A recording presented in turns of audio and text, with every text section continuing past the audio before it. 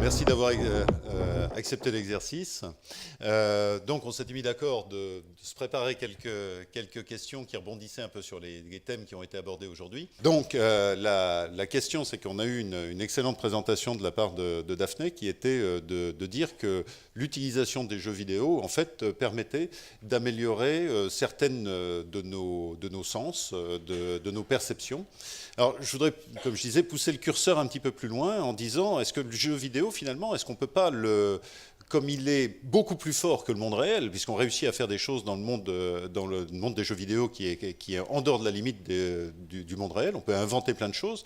Donc, si on immerge l'individu dans le jeu vidéo, est-ce qu'on ne peut pas réussir à lui faire développer ses sens au-delà de ce qu'on connaît actuellement, et quitte à créer quelque chose en plus? Je pensais un petit peu, alors vous avez vu, je suis un petit peu old-fashioned, donc je vais avoir des références qui remontent à loin. Je ne sais pas, certains se souviendront de Tommy, des Who, qui était ce joueur de flipper aveugle, et qui résonnait uniquement par le bruit et les sons autour du flipper. Donc voilà, c'était un petit peu la question, jusqu'où pourrait-on penser pouvoir aller avec ces outils? Jusqu'à la limite de ce qui est possible pour le cerveau. Non. Mais c'est exactement ce sur quoi notre laboratoire travaille, c'est-à-dire essayer de comprendre quelle est la plasticité du cerveau, jusqu'où est-ce qu'on peut pousser le cerveau, et puis il y a un moment où le cerveau va dire ça s'arrête là. Donc il y a déjà des changements, je peux vous dire. Il y a des tests qui sont utilisés par mes collègues en clinique pour regarder si les enfants ont une bonne attention soutenue et s'ils ne sont pas impulsifs. Ces tests-là, tous les joueurs de jeux vidéo sont impulsifs parce qu'ils sont beaucoup plus rapides. Mais il se trouve qu'en fait, la rapidité, au fur et à mesure des dernières décennies, la rapidité d'exécution motrice a augmenté. Et les dernières compétitions de League of Legends et autres sélectionnent énormément sur la rapidité d'exécution. Mais ça veut dire qu'il faut prendre des décisions complexes et ensuite les exécuter rapidement. Et c'est surtout la prise de décision qui a été améliorée. Et puis sur travailler en collectivité, parce que beaucoup de ces jeux-là sont aussi des jeux sociaux. Parce qu'on a toujours l'idée que le pauvre joueur est tout seul dans son sous-sol, enfermé avec son paquet de chips. D'abord, il a les deux mains prises, donc il a du mal à manger son paquet de chips. Et ensuite, c'est d'autant plus intéressant que vous jouez avec d'autres humains, ce que l'industrie des jeux vidéo a bien découvert depuis à peu près 15 ans, grâce à la connectivité que le World Wide Web permet. Et les autres humains, ça apporte une complexité qui fait que le jeu vraiment prend une autre dimension. Mais donc ça veut dire qu'on est en train de développer des gens qui ont un senti social extrêmement grand. Dans le jeu League of Legends, par exemple, on joue équipe contre équipe, mais c'est pas comme en sport où je suis sur une équipe de basket, il y a toujours les mêmes joueurs d'une année sur l'autre, plus ou moins, et toujours les mêmes règles du jeu. Chaque saison, nouveau jeu, nouvelles règles. Nouveau coéquipier, parce qu'on ne cesse de changer de coéquipier. Donc ça demande des capacités d'apprentissage, et c'est exactement ce sur quoi on travaille, c'est qu'est-ce est dans la structure de ces jeux qui permet d'augmenter les capacités d'apprentissage pour éventuellement apporter ça soit à l'école, parce qu'on sait que nos petits commencent à s'ennuyer un peu, soit à des patients qui ont besoin de récupérer, comme après des AVC ou autres maladies neurodégénératives. Donc le jeu vidéo, c'est en fait le futur e-sport. C'est déjà l'e-sport, il est là l'e-sport. C'est déjà l'e-sport. Parce qu'on parle d'e-sport. On parle d'e-sport déjà d'une façon générale, mais c'est ça l'e-sport, c'est du jeu vidéo. Oui, l'e-sport, c'est du jeu vidéo, et ça a pris l'Europe et les États-Unis tout d'un coup les dernières 5 ans, mais ça fait quand même 20 ans que ça existe en Corée du Sud, et que ça existe en Corée du Sud à une échelle qu'on ne peut pas imaginer. Donc il y a toute une culture, il y a une valorisation, c'est des athlètes ou des compétiteurs, il y a un savoir-faire qui est extrêmement intéressant et qu'on étudie justement. Donc une question, c'est de dire dans ce cas-là, le vrai monde où il va se passer des choses intéressantes, demain, c'est le monde virtuel. peut-être, je sais pas. Honnêtement, je n'ai pas de boule de cristal pour répondre à ce genre de questions, je suis désolé. En tout cas, oui, le futur de l'e-sport, je pense, c'est le jeu vidéo. Ouais, je pense. Ça, je pense, on est d'accord. Voilà. Une remarque. Si vous parlez, vous et moi, on est des dinosaures, vous êtes un peu moins dinosaures, mais si vous parlez à des jeunes qui ont entre 10 et 15 ans, le monde virtuel, le monde réel, ils disent moi mon monde, c'est j'ai un smartphone, je vous parle, y a pas, votre cerveau, c'est un cerveau et il vit la même chose que ça vienne du monde virtuel ou du monde réel, c'est une expérience et c'est une expérience à part entière. Et donc on est en train de perdre cette division. On est juste, nous, une génération charnière qui aura vu cette différence entre les deux mondes. Il y a une révolution qui est en train de se passer où on va avoir des générations où maintenant c'est en fait totalement intégré et même fusionné à un point où, en effet, ça peut donner des choses intéressantes qui sont soulevées dans Black Mirror. Au sujet des jeux vidéo, moi je sais que j'ai des enfants, en fait j'ai 4 enfants, et l'effet que je vois lorsqu'ils abusent des jeux vidéo, c'est plutôt... ils deviennent plutôt irascibles et pas très concentrés. Mais je sais que dans ma carrière musicale, Ubisoft nous avait demandé de travailler sur une musique pour un jeu vidéo révolutionnaire qui s'appelle Ozen.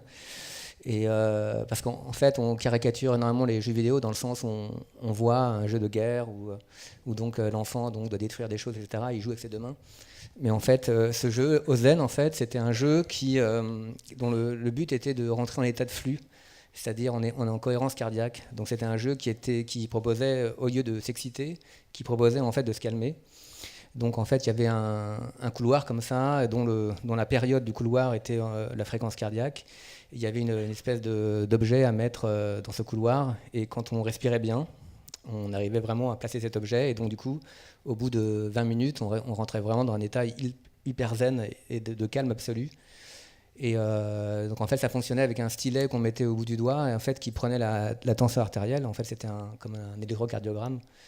Donc du coup voilà, je pense qu'en fait notre concept, à l'heure actuelle le jeu vidéo on voit vraiment ça avec des manettes, etc. Mais je pense que il y a tout un système en fait de capteurs morphologiques qu'on va se mettre dans la tête ou dans les yeux ou dans les oreilles ou un peu partout, et on va pouvoir jouer avec ça et faire intervenir notre corps entier et fusionner avec justement des jeux dont le but ne sera pas forcément en fait de détruire des choses, mais plutôt de s'améliorer ou d'acquérir des compétences physiologiques ou physiques. Dans la tête, les capteurs. Pourquoi pas, je sais pas, oui, dans les artères ou... Parce qu'on a vu le petit capteur magnétique au bout du doigt. Là, je rebondis parce que c'était tout bêtement ce matin, en lisant un article de la neurobiologiste Catherine Vidal, que certains connaissent ici, et qui disent l'implantation de capteurs biologiques dans la tête, dans le corps, le titre de l'article est « Passer de la réparation à l'augmentation du cerveau est un leurre transhumaniste ». En disant qu'il y a une incompatibilité biologique entre ces capteurs et que le niveau d'information qui est donné par les neurones ne correspond pas. Ça ne matche pas. On risque de tout griller en faisant rentrer des systèmes à l'intérieur du corps. C'était Alors, il y a quand même des avancées spectaculaires, notamment si vous avez des proches qui souffrent de la maladie de Parkinson, ils ont un stimulateur dans la tête et ça grille pas tout. On soigne aussi OCD comme ça, on soigne aussi des problèmes d'obésité. On ne connaît pas encore les mécanismes. Le problème, c'est que, par exemple, avec Parkinson, on a pensé au départ qu'on était en train de réparer la structure qui était endommagée et qui ne produisait plus le neurotransmetteur clé qui est à la base de la maladie de Parkinson. Puis en fait, on s'est aperçu que pas du tout, au point de vue mécanisme, on était en train de stimuler des fibres de passage et que ça allait vers le cortex frontal, etc. Mais je ne dirais pas que c'est un rêve transhumaniste, on est en train de le faire pour faire de la réparation. Et si on regarde historiquement, toute technologie qui a été utilisée pour faire de la réparation est toujours passée en technologie d'augmentation après. Donc en fait, il y a vraiment beaucoup de laboratoires qui travaillent sur pas juste de la réparation, mais aussi comment on va pouvoir faire en sorte que une sorte d'augmentation, par exemple, contre le vieillissement normal. On perd un peu certaines capacités, comme vous le savez peut-être, au fur et à mesure qu'on vieillit. Vous pourriez me dire c'est de la réparation, c'est de l'augmentation par rapport à ce qu'auront été nos parents. Parce qu'on n'accepte pas le décours de la biologie normale. Mais puis après ça, on va voir. Mais dans le cas du e-sport, on sait que c'est extrêmement prenant au niveau attentionnel, cognitif. Et justement, il faut faire dompter tous ces biais cognitifs que nous a très bien montré notre mentaliste. Et il y a des manières de les dompter. Être mentaliste, il y a des manières aussi d'agir directement sur le cerveau pour faciliter ce domptage. Donc, je ne suis pas totalement dans la science-fiction, je suis dans la science des 25 prochaines années. Donc en fait, augmentation ou maintien, c'est une question de savoir si on a un référentiel glissant par rapport au vieillissement. C'est-à-dire le but dans ces cas-là, c'est de maintenir les capacités de l'être humain et non pas de les augmenter, mais de permettre de résister à une dégénérescence possible par un système d'entraînement. C'est le rêve transhumaniste, c'est la longévité et c'est l'immortalité. Mais au sein même, si vous regardez les compétiteurs de sport, les athlètes, l'augmentation, on en fait depuis longtemps. Il y a quand même des problèmes de dopage assez sérieux. C'est de l'augmentation. On n'est pas en train d'améliorer leur système cognitif et musculaire pour autre chose que de la commercialisation et de faire du sensationnalisme parce qu'il va 2 secondes plus vite que les gens d'avant. Donc c'est un choix de société. D'ailleurs, c'est une des choses sur lesquelles on a pas mal réfléchi au sein du World Economic Forum. C'est pourquoi est-ce qu'on veut faire de l'augmentation ? Mais on est déjà en train d'en faire et on a tous accepté qu'on aimait bien regarder les Jeux Olympiques et on aime bien quand ils courent vite et on regarde même si on sait qu'ils sont un peu augmentés. Alors je vais retourner le sujet. On dit qu'on fait de l'augmentation et en fait on simplifie la vie à l'individu, on lui fait faire moins d'efforts, je dirais qu'il y a toujours une petite aide robotique qui vient se positionner là. Et on a vu la petite vidéo ou l'image de Wall-E tout à l'heure avec ces espèces d'obèses en train de siroter leur coca ou équivalent, en ne faisant plus rien. C'est le rêve de ne plus rien faire. Et d'un autre côté, on est en train d'augmenter l'individu d'une partie et de le diminuer complètement de l'autre en sous-stimulant dans sa vie de tous les jours. Est-ce qu'il n'y a pas une opposition dans les deux ? Eh bien, on peut se poser la question là où c'est peut-être la société qui va répondre à cette question. Est-ce qu'il n'y a pas justement une élite qui sera augmentée et une espèce d'esclaves en fait qui seront à la merci des autres et qui ne seront pas augmentés justement, qui seront dans un état léthargique et qui n'auront pas accès au travail ? Et économiquement, on peut peut-être répondre à cette question parce que je trouve que ce que vous dites, ça suscite vraiment le problème de l'économie. Est-ce que, en fait, quand est-ce que les machines vont nous relayer pour avoir du travail je pense que l'homme du futur peut-être va devenir comme les chevaux en fait au siècle dernier. En fait, maintenant, je crois que la population des chevaux a diminué de 90% par rapport à 150 ans, simplement parce qu'économiquement, ils sont plus utiles. On peut poser la question de savoir si l'homme, dans le futur, est-ce qu'il sera plus utile à la société parce que le travail sera effectué par les machines et donc du coup, il sera juste là pour consommer. Il deviendra peut-être... une partie de la population deviendra obsolète ou inutile. Donc peut-être que justement, cette partie de la population n'aura pas accès à l'augmentation et au contraire, ceux qui seront... à des postes en fait, c'est horrible ce que je dis, mais économiquement c'est peut-être envisageable. Ceux qui sont à des postes élitistes en fait auront accès à une technologie qui leur permettront de communiquer avec les machines qui effectueront le travail. Et donc je pense qu'en fait c'est l'évolution de la société qui peut répondre à cette question, à cette opposition. Donc en effet, la dualité virtuelle, et là c'est un des épisodes également de Black Mirror, où on voit ces vieillards qui vivent un été continuel le long de la mer en attendant la mort et finalement d'être dans le meilleur des mondes possibles. Ouais. Donc, est-ce qu'avec nos technologies, finalement, on n'est pas en train de rechercher cette perfection qui est l'état de rien, de l'absence d'effort continuel, qui est la définition même de l'existence sur Terre? On a le choix. On a le choix. Alors c'est intéressant que tu dises que c'est par rapport au travail, parce que le travail est extrêmement valorisé dans la société actuellement, mais une des batailles qu'il faut mener, et que tout citoyen doit mener, c'est de se poser la question, en fait, qu'est-ce qu'on a envie que la société valorise? Et le pari qu'on a pris dans ces discussions, c'est de valoriser, en fait, le bien-être psychologique. Le bien-être psychologique, c'est que les gens soient satisfaits de leur vie. Alors, tu es peut-être satisfait de ta vie par le travail, comme un certain nombre d'entre nous ici qui travaillent beaucoup, mais il y a d'autres moyens de se satisfaire. Et il y a différentes approches, mais notamment une approche psychologique qui s'appelle la théorie de l'autodétermination, qui a mis en avant 3 principes fondamentaux, en fait, de ce qu'on appelle l'équilibre psychologique. Un, c'est l'autonomie. Et l'autonomie, d'un point de vue psychologique, pas d'un point de vue éthique, mais d'un point de vue psychologique, c'est la capacité de prendre des décisions par rapport à ses croyances. Donc, ils sont alignés avec ses croyances. L'autre, c'est la compétence. C'est le fait qu'on a un savoir-faire. Ce savoir-faire, il peut être productif pour la société ou pas. Donc il y a la question de se poser, ça vaut le coup de se poser la question, mais ce n'est pas forcément quelque chose qui peut être vendable, mais si c'est un savoir-faire qui vous trouvez valorisant, c'est quelque chose qui va donner de la valeur à votre personne. Et la troisième, c'est quelque chose qui a été mentionné un moment avant sur le partage des sens, c'est le fait qu'on est des individus sociaux et qu'on a besoin de relations sociales riches et authentiques.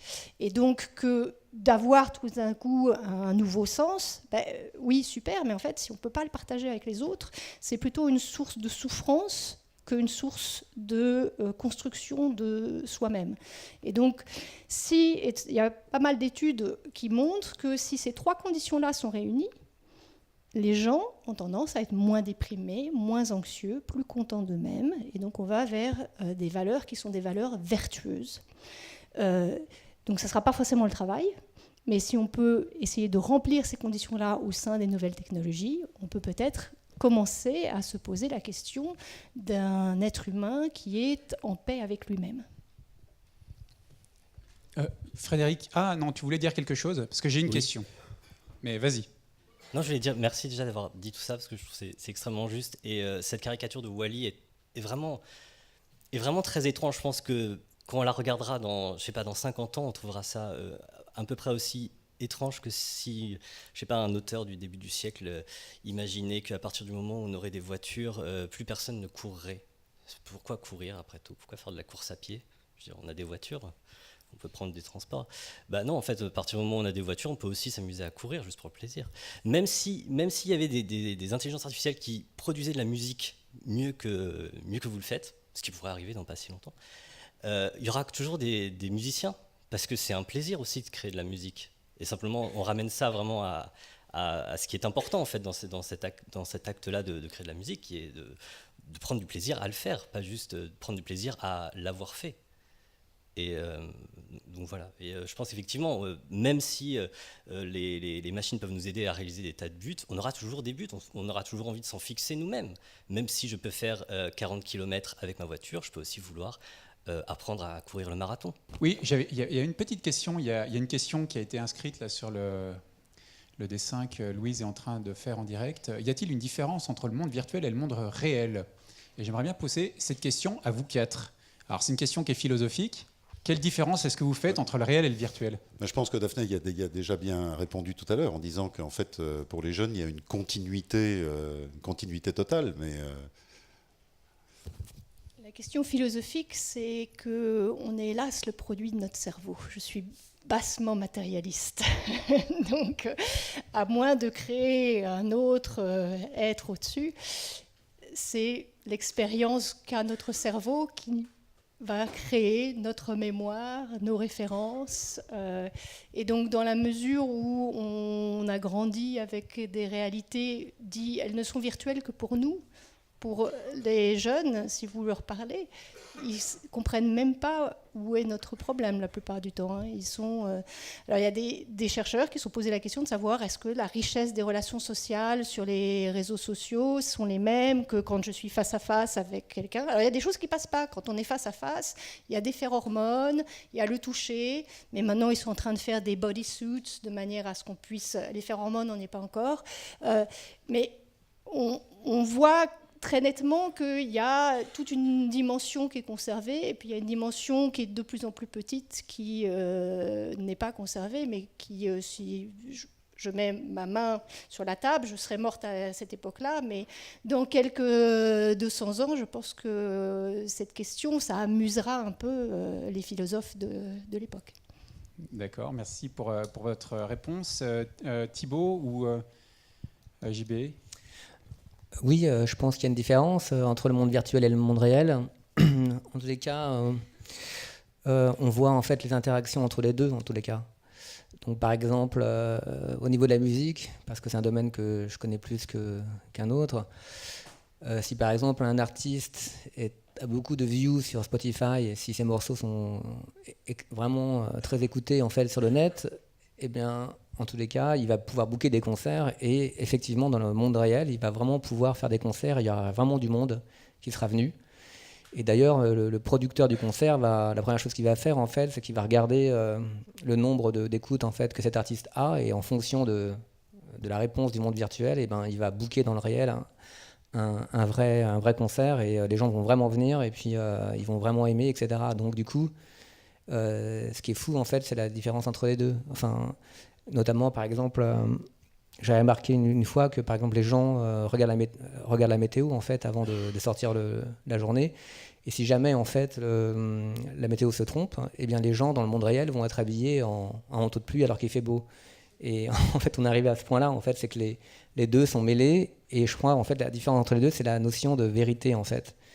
Et ça suscite le problème des fake news. En fait, qu'est-ce qui est vrai, qu'est-ce qui est faux, en fait, qu'est-ce qui est vrai et faux dans le monde virtuel, puisque dans le monde réel, a priori, enfin, tout est enfin, on voit les effets du vrai, quoi. Donc, c'est juste, en fait, la chaîne de cause et effet réelle hein, de la vérité, en fait, qui est difficile à déterminer entre le monde virtuel et le monde réel. Dans l'ensemble, j'ai appris beaucoup de choses, hein, parce que faisant partie, merci du terme de dinosaure, que j'accepte parfaitement. Donc, merci beaucoup pour cet éclairage, également pour les questions. Et je pense en effet, puisque c'était notre thème au niveau de l'interface homme-machine, c'est vraiment une question de langage avec la machine, que ça va continuer à évoluer. Mais le point fondamental, c'est aussi la capacité d'en parler, du langage également entre les individus, pour garder également cette compréhension de la machine et ce qu'elle peut faire pour nous. Merci beaucoup. Merci. Un grand merci à vous.